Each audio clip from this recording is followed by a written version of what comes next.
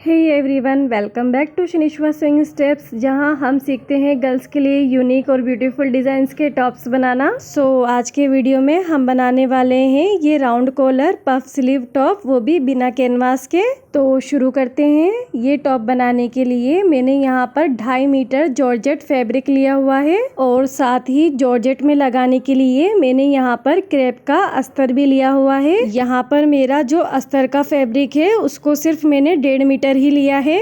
इस टॉप के लिए हमारी जो मार्किंग होगी वो पहले फैब्रिक पर नहीं होगी, पहले हमें अपनी पेपर शीट पर मार्किंग करनी है, फिर उसके बाद अपने फैब्रिक पर मार्किंग करनी है। तो यहाँ पर मैंने मार्किंग के लिए एक छोटा सा पेपर शीट का टुकड़ा बिछा के लिया हुआ है, जिसमें से कि हम सबसे पहले अपनी शोल्डर के लिए मार्किंग करेंगे। तो इसके लिए मेरा शोल्डर का साइज 14 इंचेस है, तो उसका हाफ यहाँ पर मैं 7 इंच लूँगी और यहाँ पे हमें अपनी कॉलर ऐड करनी है, इसलिए आधा इंच एक्स्ट्रा लूँगी। अब इस 7.5 इंच पर मैं स्ट्रेट लाइन ड्रॉ कर दूँगी। शोल्डर लाइन ड्रॉ कर देने के बाद अब मैं अपने आर्म होल की मार्किंग करूँगी। आर्म होल लाइन मार्किंग के लिए जितना मैंने अपनी शोल्डर लाइन की मार्किंग की थी उतना ही मैं अपनी आर्म होल लाइन की मार्किंग करके लूँगी और फिर इसे भी स्ट्रेट लाइन ड्रॉ करते हुए अपनी शोल्डर लाइन से जोड़ दूँगी। अभी हमने यहाँ पे अपनी शोल्डर मार्किंग और आर्म होल मार्किंग कर दी है। अब बारी आती है हमारी चेस्ट मार्किंग के लिए। तो यहाँ पर मेरे मेजरमेंट में चेस्ट साइज 36 इंचेस है, तो उसका 4th पार्ट में यहाँ पे 9 इंचेस पे अपनी मार्किंग करूँगी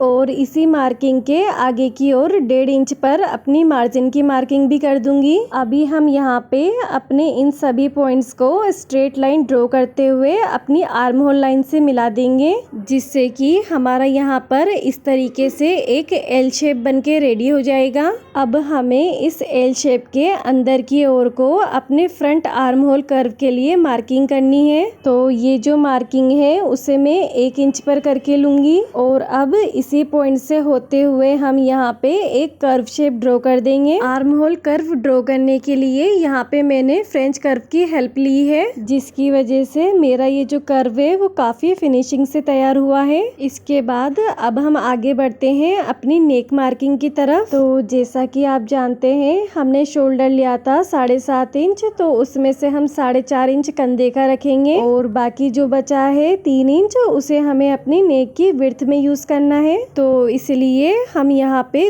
3 इंचेस पे अपनी नेक की विड्थ रखेंगे और इसकी मार्किंग करके लेंगे। विड्थ की मार्किंग कर देने के बाद अब हम इसकी डेप्थ देखेंगे। तो इसके लिए मैं यहाँ पर ऊपर से नीचे की ओर को 1.5 यानी कि 1.5 इंच पर अपनी डेप्थ की मार्किंग करके लूंगी। फिर आपस में इन दोनों पॉइंट्स को मिलाते हुए हमें यहाँ पर एक बॉक्स ड्रॉ करके ले लेना है। बॉक्स ड्रॉ हो जाने के बाद अब हम इसी बॉक्स के अंदर की ओर को एक कर्व शेप ड्रॉ करेंगे। अब इस कर्व शेप के बाहर की ओर को हमें अपनी कॉलर पट्टी की मार्किंग करनी होगी। तो इसके लिए हम यहाँ पे इस कर्व शेप के बाहर की ओर को हम 2-2 इंच पर मार्किंग करते जाएंगे और बाहर की ओर की साइड को एक और कर्व शेप रेडी कर देंगे। इस वाली शेप की जो मार्किंग है वो हम पेंसिल से करके लेंगे और जब हमारा राउंड शेप अच्छे से बैठ जाएगा अभी हम इसे पेन से ड्रॉ करके लेंगे। अपनी पेंसिल से की हुई मार्किंग पर मैंने अपने कर्व को कुछ इस शेप में रख दिया है और अब मैं इसे पेन से डार्क कर दूंगी। अब आप जैसा कि देख सकते हैं यहाँ पे मैंने अपनी शेप को फाइन करने के लिए इसे थोड़ा बाहर की ओर को ड्रॉ करके लिया है और इसी के साथ यहाँ हमारी बेसिक मार्किंग कंप्लीट हो गई है। अब हम इसकी कटिंग कर देंगे और बात करें हम इस टॉप की लेंथ की और वेस्ट मार्किंग की, तो वो हम फैब्रिक पर करके लेंगे। यहाँ पर हम फ्रंट पैनल कट करने के बाद इसका ये जो बचा हुआ हिस्सा है दूसरी साइड की ओर, उस पर हम अपना बैक पैनल कट करेंगे। अभी हमने ये जो फ्रंट वाला पैटर्न ड्रॉ किया हुआ है इसी को हम नीचे की ओर ड्रॉ करते हुए ले लेंगे और साथ ही अपने इस फ्रंट वाले पैटर्न पर कटिंग भी कर देंगे। तो यहाँ पर मैंने फ्रंट पैनल की मार्किंग पर कटिंग करते हुए इसको अलग कर दिया है। अब बारी आती है हमारे बैक पैनल के मार्किंग के लिए। तो इसके लिए जो मैंने कटिंग की है उसमें से बची हुई शीट को मैंने दोबारा से ले लिया है और इसका ये जो टॉप वाला हिस्सा है इस पर मैंने 1 इंच का गैप देते हुए एक लाइन को ड्रॉ करके ले लिया है। यहाँ पे हमारा जो राउंड कॉलर टॉप है उसका जो बैक पल्ला है उसे हम यहाँ पर 1 इंच उठा के कट करेंगे, जिससे कि हमारी जो राउंड कॉलर है वो परफेक्टली हमारे गले पर बैठती हुई आएगी। ये देखिए यहाँ पर मैंने 7.5 इंच का शोल्डर और 7.5 इंच का आर्म होल की मार्किंग कर ली है और साथ ही अपने चेस्ट वाली लाइन भी ड्रॉ करके ले ली है। अब हम कॉर्नर से अपने बैक आर्म होल कर्व के लिए मार्किंग करेंगे। तो इसके लिए यहाँ पर मैं 1.5 यानी कि 1.5 इंच पर अपनी मार्किंग करूंगी और फिर इसे भी राउंड शेप देते हुए मैं यहाँ पर ज्वाइंट कर दूंगी। इसके बाद अब हम मार्किंग करेंगे अपनी नेक विड्थ के लिए। तो यहाँ पर भी मैं 3 इंचेस पर अपनी नेक विड्थ रखूंगी और फिर नेक विड्थ के बाद मैं मार्किंग करूंगी नेक डेप्थ के लिए। तो बैक नेक की डेप्थ यहाँ पर मैं सिर्फ 1 इंच पर रख के ले रही हूँ। यहाँ पर भी हमें अपनी नेक की विड्थ और लेंथ को आपस में मिलाते हुए बॉक्स ड्रॉ कर लेना है और फिर इसी के अंदर कर्व शेप भी दे देना है। कर्व शेप दे देने के बाद अब यहाँ आर्म होल लाइन पर हम अपना शोल्डर स्लोप ड्रॉ करके लेंगे। तो इसके लिए यहाँ पर मैं ऊपर से नीचे की ओर को 1/2 इंच पर अपने स्लोप की मार्किंग कर दूंगी और फिर इसे स्लांट में अपनी नेक लाइन से ज्वाइंट कर दूंगी। इसके बाद जिस तरीके से हमने अपने फ्रंट पैनल में नेक की बाहर की ओर को 2 इंच की कॉलर पट्टी ड्रॉ करके ली थी, सेम इसी तरीके से हमें यहाँ पर भी 2-2 इंच पर मार्किंग करते हुए अपनी कॉलर पट्टी को ड्रॉ करते हुए लेना है। यहाँ पर हमारी राउंड कॉलर की मार्किंग तो हो गई है, लेकिन हमारा ये जो शोल्डर स्लोप है वो हमारे पट्टी के अंदर की ओर आ रहा है। तो हमें इसे दोबारा से मार्किंग करते हुए बाहर की ओर को करना है। तो दोबारा से जब मैं अपने शोल्डर स्लोप की मार्किंग करूंगी तो उसे बाहर वाली पट्टी से आर्म होल लाइन तक इस तरीके से मैच करूंगी और फिर से एक स्लांट यानी कि तिरछे में एक लाइन को ड्रॉ करके ले लूंगी। यहाँ पर एक ज़रूरी बात, यहाँ पर मैंने इसी तरीके से अपने फ्रंट पैनल में भी शोल्डर स्लोप की मार्किंग की हुई है और इसी के साथ यहाँ पे हमारा बैक पैनल की मार्किंग कंप्लीट हो गई है। अब हम इस पर भी कटिंग कर लेंगे। तो इस तरीके से यहाँ पर हमारा बैक पैनल और इसकी कॉलर, फ्रंट पैनल और इसकी कॉलर, चारों पीसेस हमारे रेडी हो गए हैं। अब हम अपने पेपर पैटर्न्स को फैब्रिक पर रखते हुए अपने टॉप की कटिंग करेंगे। तो इसके लिए सबसे पहले मैंने अपने मेन फैब्रिक को 2 फोल्ड्स में बिछा के रखा हुआ है और बात करें हम यहाँ पे अपने टॉप की लेंथ की, तो यहाँ पे जो मेरे टॉप की रेडी लेंथ है वो 21 इंच पर आएगी, इसलिए यहाँ पर मैंने 22 इंच का फैब्रिक कट करके लिया हुआ है। अब हम अपने फैब्रिक पर अपना रेडी किया हुआ पेपर पैटर्न प्लेस करेंगे। यहाँ पर हमें अपने पेपर पैटर्न का जो नेक वाला साइड है उसे अपने फैब्रिक की बंद वाली साइड की ओर को सेट करके लेना है। पैटर्न को सेट कर देने के बाद अब हम इसकी बॉटम की मार्किंग करेंगे। तो यहाँ पर मेरा हिप साइज 40 इंचेस है, तो उसका मैं 4th पार्ट 10 इंचेस पे अपनी मार्किंग करूंगी और चूंकि यहाँ हम अपने टॉप के बॉटम में इलास्टिक ऐड करेंगे इसलिए मैं यहाँ पे 3 इंच का लूजिंग ले रही हूँ। अब इस बॉटम पॉइंट को हमें ऊपर की ओर के पॉइंट को स्लांट लाइन से मिला देना है और इसी के साथ यहाँ फैब्रिक पर हमारे फ्रंट पैनल की मार्किंग कंप्लीट हो गई है।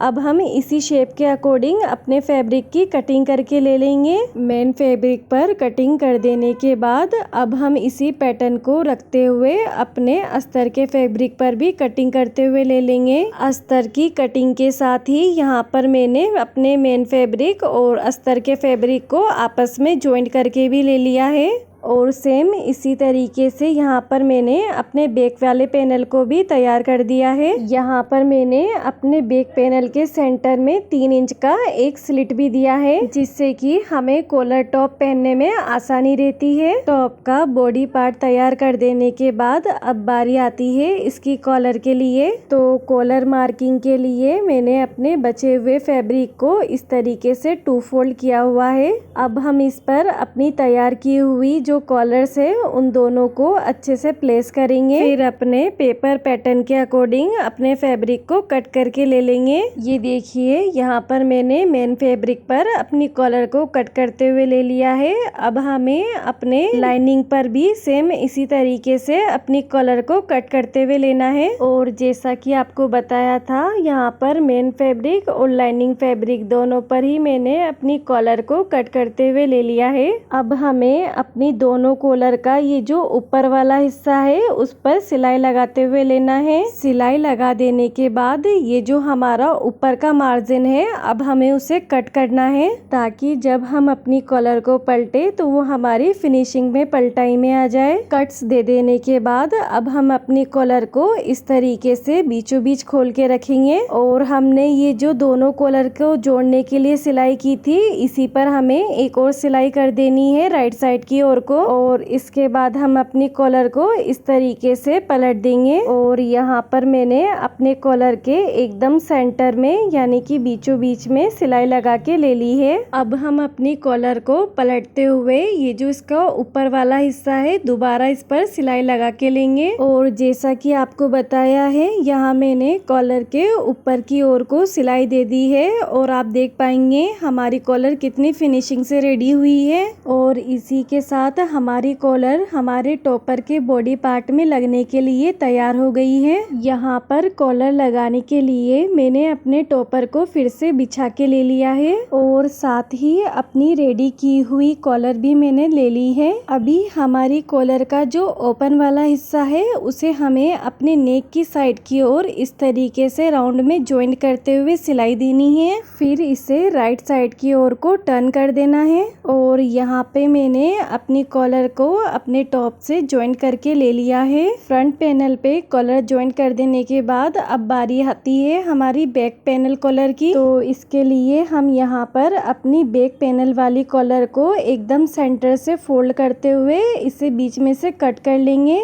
कट कर देने के बाद हमारी कॉलर के यहाँ पे 2 पीसेस हो जाएंगे। अब हमें अपने इन दोनों पीसेस को अपने टॉपर के दोनों ही साइड की ओर ज्वाइन करके लेना है। तो जिस तरीके से हमने अपने फ्रंट वाले पैनल पे कॉलर अटैच की थी, उसी तरीके से हमें अपने बैक वाले पैनल पर भी कॉलर को ज्वाइंट करके लेना है। और यहाँ पे मैंने अपने बैक वाले पैनल पर भी कॉलर को ज्वाइन करके ले लिया है। अभी हमारे ये कॉलर के आगे की साइड जो एक्स्ट्रा पट्टी छूटी हुई है उसे हम इस तरीके से फोल्ड कर देंगे। और साथ ही यहाँ पर एक डोरी भी बना के अटैच कर देंगे। दोनों ही पैनल्स में कॉलर ज्वाइंट कर देने के बाद अब बारी आती है हमारे शोल्डर ज्वाइंट की। तो इसके लिए हम एक पैनल को दूसरे पैनल पर इस तरीके से ओवरलैप करते हुए इसके शोल्डर पर सिलाई लगा देंगे। और यहाँ पे हमने अपने दोनों पैनल्स को कॉलर और शोल्डर से आपस में ज्वाइंट कर दिया है। और अब आप क्लियरली देख पा रहे होंगे यहाँ पर हमारी कॉलर पूरी राउंड में आ गई है। अपने टॉप के बॉडी पार्ट को रेडी करने के बाद अब बारी आती है स्लीव्स की। तो स्लीव्स के लिए मैंने यहाँ पे अपने फैब्रिक को 4 फोल्ड में बिछा के रखा हुआ है। अब यहाँ पर हम सबसे पहले अपनी स्लीव्स की लेंथ देखेंगे। तो यहाँ पर मैं पफ स्लीव्स रेडी कर रही हूँ, इसलिए मैं लंबाई में 8 इंच एक्स्ट्रा पफ के लिए निकाल दूंगी। और इस पर एक स्ट्रेट लाइन भी ड्रॉ करके ले लूंगी। अब इस लाइन से नीचे की ओर को हमें अपनी स्लीव्स की बेसिक मार्किंग करनी है, इसलिए हम सबसे पहले यहाँ पे अपनी स्लीव्स की विड्थ की मार्किंग करेंगे। तो यहाँ पर मैं अपने चेस्ट का 4th पार्ट यानी कि 36 के हिसाब से यहाँ पर मैं 9 इंचेस पे अपनी मार्किंग करूंगी। अब इसी मार्किंग से होते हुए नीचे की ओर को हमें 3 इंच पर एक और मार्किंग करनी है। फिर इस मार्किंग से होते हुए हमें अंदर की ओर को 1.5 इंच पर एक और मार्किंग करेंगे। यहाँ पर हमें 1.5 इंच की एक स्ट्रेट लाइन ड्रॉ करनी है। फिर हम इस लाइन से आगे की ओर को एक कर्व शेप यानी कि स्लीव्स वाला शेप दे देंगे। अब मैं इस बेसिक स्लीव से नीचे की ओर को अपनी स्लीव्स की लेंथ मेज़र करूंगी। यहाँ पर मैं बलून स्लीव्स बना रही हूँ, इसलिए 19 इंचेस पे अपनी मार्किंग करके लूँगी, जो कि रेडी होने के बाद 16 इंच हमारा रेडी रहेगा। अब इसी पॉइंट पर हमें अपनी रिस्ट राउंड का मेजरमेंट डालना है। तो यहाँ पे मेरा रिस्ट राउंड का मेजरमेंट 10 इंचेस पर आता है, इसलिए मैं 5 इंचेस पे अपनी मार्किंग करूँगी। और यहाँ पे मैं अपनी स्लीव्स के बॉटम में इलास्टिक ऐड करूँगी। रखूंगी, इसलिए 2 इंच की लूजिंग भी लेके रखूंगी। अब हमें इन पॉइंट्स को स्ट्रेट लाइन से जॉइंट करना है और ऊपर की ओर को स्लांट लाइन से जॉइंट करना है। और यहाँ पे मैंने अपनी स्लीव्स की बेसिक मार्किंग को कंप्लीट कर दिया है। अब हम यहाँ पर अपनी इस बेसिक स्लीव्स को पफ स्लीव्स में बदलेंगे, तो इसके लिए हमें यहाँ पे एक छोटा सा चेंज करना होगा। तो सबसे पहले हमें यहाँ पे अपनी स्लीव्स का ये जो हमने कर्व ड्रॉ किया है उसको मेजर करके लेना है। फिर इस कर्व का जो सेंटर वाला पार्ट है उस पर एक मार्किंग कर देनी है। अब इस मार्किंग से होते हुए हमें ऊपर की ओर को, यानी कि हमने जितना फैब्रिक पफ के लिए छोड़ा था उतना, उसमें हमें इस शेप से होते हुए एक यू शेप ड्रॉ करनी रहेगी। तो जिस तरीके से हम अपनी बेसिक स्लीव्स का कर्व ड्रॉ करते हैं उसी तरीके से हमें ये कर्व ड्रॉ करके लेना है। यहाँ पर मैंने अपनी स्लीव्स को पफ शेप देने के साथ ही इस पर कटिंग भी करके ले ली है। अब ये जो स्लीव्स का पफ वाला हिस्सा है उसमें हमें 1.5 इंच पर मार्किंग करते हुए लेना है। तो इसके लिए यहाँ पर मैं अपनी टेप को नीचे से ऊपर की ओर रखते हुए 1.5 इंच पर मार्किंग करूंगी। अभी हम ये जो 1.5 इंच पर मार्किंग कर रहे हैं उस पे हमें अपनी प्लीट्स भरनी रहेगी। जब हमारी प्लीट्स बराबर दूरी पर बनेगी तो इससे हमारा पफ काफी फिनिशिंग से और सुंदर बनेगा। पफ साइड की ओर को हमारी मार्किंग हो जाने के बाद अब हम अपनी स्लीव्स को पूरा ओपन करके रोंग साइड की ओर को लेंगे। फिर हमने जितनी भी मार्किंग की हुई है उन मार्किंग को इस तरीके से उठाते हुए दूसरी मार्किंग पर रखेंगे और उनको आपस में पिन अप कर देंगे। फिर इसी तरीके से हम अपनी बाकी मार्किंग्स को भी एक दूसरे पर ओवरलैप करते हुए प्लीट्स बनाएंगे। प्लीट्स बनाते समय हमें सिर्फ एक बात का ध्यान रखना है कि हमारा फैब्रिक एक दूसरे पर अच्छे से ओवरलैप होते हुए आना चाहिए। अभी हमारी स्लीव्स की एक साइड की ओर की प्लीट्स भर गई है। अब हम अपनी दूसरी साइड की ओर की प्लीट्स भरेंगे। तो जितनी प्लीट्स हमने यहाँ पर अपनी एक साइड की ओर ली है हमें दूसरी साइड की ओर को भी सेम उतनी ही क्वांटिटी में प्लीट्स लेनी है। पफ में प्लीट्स भर देने के बाद हमारा जो स्लीव्स का पार्ट है वो कुछ इस तरीके से लुक देगा। ये स्लीव्स का रोंग पार्ट है जिसमें हमने नीचे की ओर को प्लीट्स भरी है। तो राइट साइड की ओर को ये प्लीट्स का जो मुंह है वो ऊपर की ओर को होगा। हम अपनी प्लीट्स को सिक्योर करने के लिए इस पर एक राउंड में सिलाई लगा देंगे। और यहाँ पे मैंने अपनी दोनों ही पफ स्लीव्स को रेडी करते हुए ले लिया है। और इसी के साथ यहाँ पे हमारी जो पफ स्लीव्स है वो हमारे टॉप में जॉइंट होने के लिए रेडी है। साथ ही मैंने टॉप का जो बैक पैनल है उसमें भी मैंने डोरी लगाते हुए इसको भी रेडी करके रखा हुआ है। अभी हमें अपने टॉप का जो आर्म होल है उसमें अपनी स्लीव्स ज्वाइन करनी है। तो यहाँ पे हम टॉप को और अपनी स्लीव्स को दोनों का जो राइट साइड है उसे अंदर की ओर को मुंह करके रखेंगे। और फिर जिस तरीके से हम अपनी बेसिक स्लीव्स को आर्म होल से जॉइंट करते हैं सेम उसी तरीके से हमारी पफ स्लीव्स हमारे आर्म होल से जॉइंट होगी।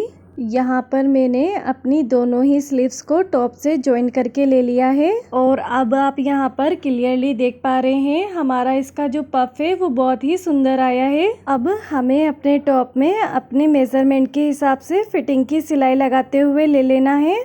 यहाँ पर मैंने अपने टॉप में फिटिंग की सिलाई लगा दी है और साथ ही मैंने अपनी स्लीव्स को इस तरीके से अभी सिंगल फोल्ड किया हुआ है। स्लीव्स के साथ ही मैंने यहाँ पे अपना जो बॉटम है उसको भी सिंगल फोल्ड करते हुए फिनिशिंग दी हुई है और इसमें इलास्टिक इंसर्ट करने के लिए ओपनिंग भी छोड़ी हुई है। अब हम अपने टॉप के स्लीव्स और वेस्ट में ये जो पतला वाला इलास्टिक आता है उसको इंसर्ट कर लेंगे। इलास्टिक इंसर्ट कर देने के बाद हमारे टॉप का जो फाइनल लुक है वो कुछ इस तरीके से नजर आएगा। आपको ये टॉप कैसा लगा मुझे कमेंट करके बताइए और ऐसे ही यूनिक और ब्यूटीफुल डिजाइन्स के टॉप्स के लिए हमारे चैनल से जुड़े रहिए। अब हम मिलेंगे अपने नेक्स्ट वीडियो में एक नए टॉप डिजाइन के साथ। तब तक के लिए बाय बाय।